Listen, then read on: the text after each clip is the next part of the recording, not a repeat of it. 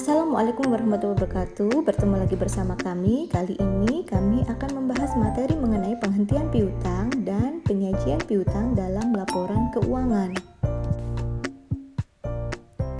Cakupan materi penghentian piutang dan penyajian piutang terdiri dari beberapa materi yang terkait dengan penghentian piutang akibat adanya transfer piutang dan bagaimana cara menyajikan dan mengungkapkan piutang.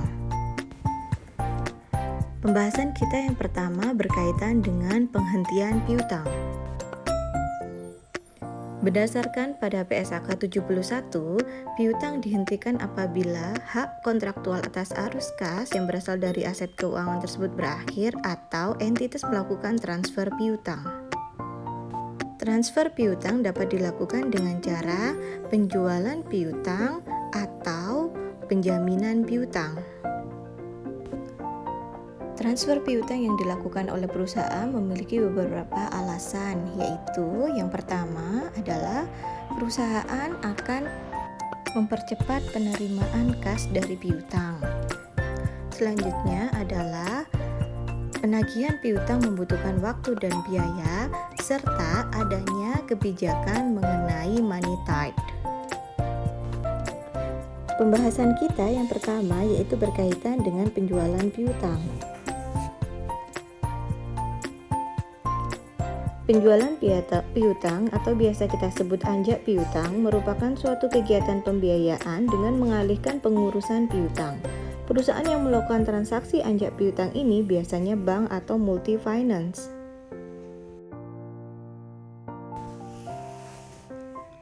Anjak piutang dapat dibedakan menjadi dua, yaitu disclosed factoring dan undisclosed factoring. Disclosed factoring merupakan penyerahan piutang kepada perusahaan piutang dengan sepengetahuan debitur. Sedangkan undisclosed factoring merupakan penyerahan piutang tanpa sepengetahuan debitur. Berikut merupakan contoh transaksi disclosed factoring. Penjualan piutang dapat dilakukan dengan pencatatan, yaitu penjualan atau transfer piutang tanpa garansi dan penjualan atau transfer piutang dengan garansi. Penjualan dengan tanpa garansi merupakan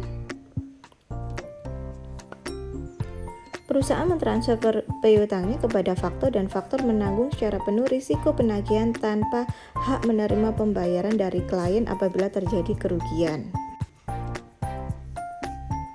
Berikut adalah contoh ilustrasi kasus terkait dengan piutang tanpa garansi. Berikut adalah ilustrasi kasus terkait dengan piutang tanpa garansi. Pada kasus ini, perusahaan A memfaktorkan piutang kepada B dengan syarat tanpa jaminan. Sehingga pada penjurnalannya, perusahaan A menghapuskan piutang, mencatat aset sebagai pertukaran dan mengakui kerugian akibat transfer dari piutang. Selanjutnya adalah piutang dengan garansi. Piutang dengan garansi merupakan perusahaan belum mengalihkan secara substansial semua risiko dan manfaat atas piutang tersebut kepada perusahaan anjak, sehingga perusahaan masih menanggung risiko atas konsekuensi piutang tersebut. Berikut adalah ilustrasi dari kasus transfer piutang dengan penjaminan. Sehingga jurnal pada saat transfer piutang, perusahaan tidak menghapus bukukan piutang namun akan mencatat utang yang timbul atas perolehan uang dari faktor. Sehingga dapat disimpulkan bahwa ketika terjadi transfer piutang, maka perusahaan harus melakukan pengecekan mengenai substansi apakah semua risiko dan manfaat telah berpindah. Jika tidak, maka catat utang dengan jaminan. Jika iya, maka catat transfer piutang sebagai penjualan. Penjelasan selanjutnya yaitu berkaitan dengan penjaminan piutang.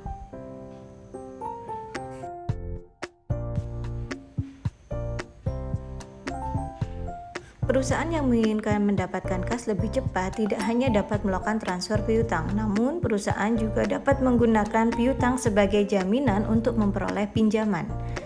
Penjaminan piutang terdiri dari perikatan formal dan perikatan tidak formal.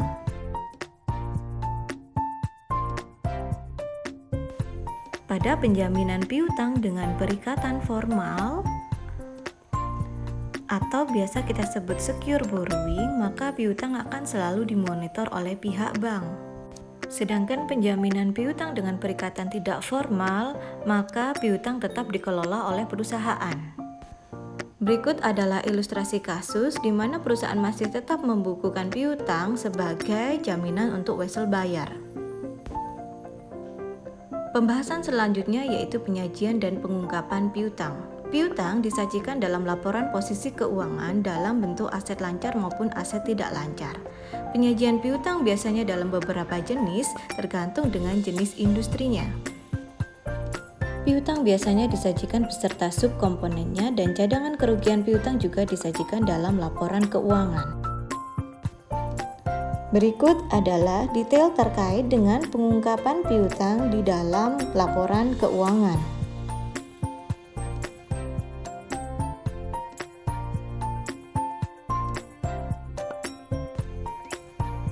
Berikut adalah contoh pengungkapan piutang di dalam perusahaan. Penyajian piutang di PT Wijaya Karya. Piutang disajikan di dalam laporan posisi keuangan dalam bentuk aset lancar. Pada Mandiri Tunas Finance, penyajian piutang terdiri dari piutang pembiayaan konsumen.